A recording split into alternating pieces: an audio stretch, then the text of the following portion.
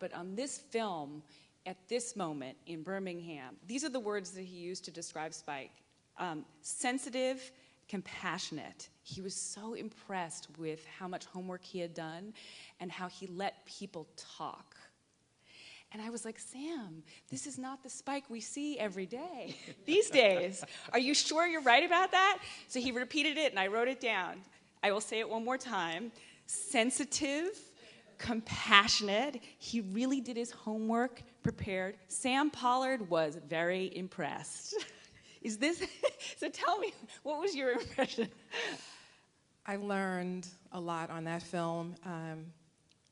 I call it the Spike Lee University, and also Sam Pollard, who is, if any of you don't know who Sam Pollard is, he is 40 years in the business producing lots of documentaries, but he really did listen, and we all listened with him, and the respect that he gave to these families, it was unbelievable.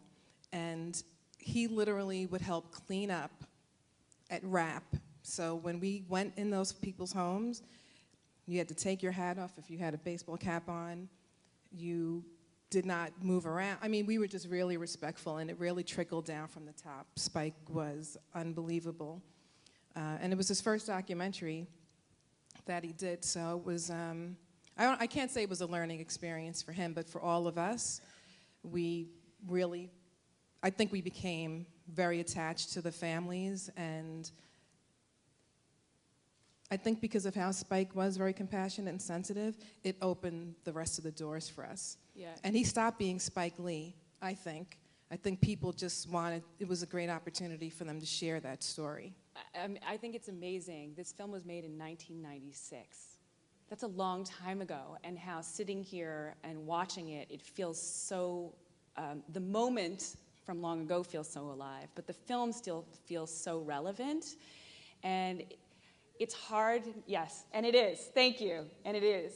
And the feeling that I have right now is anger.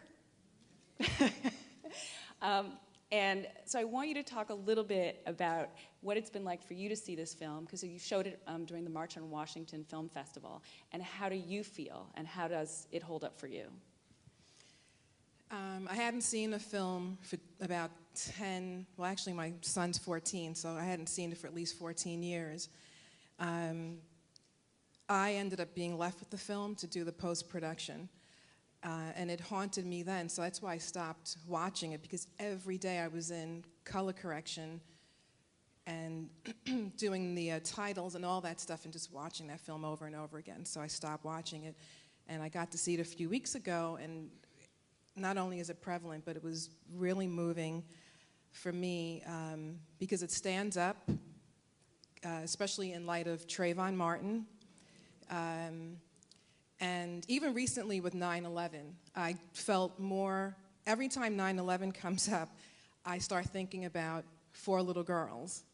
And then I have a 14-year-old male, black, and I feel all these emotions just as a mother raising a boy that could potentially, I'm not saying it, but just this whole year was just, with the Trayvon Martin, I also turned 50.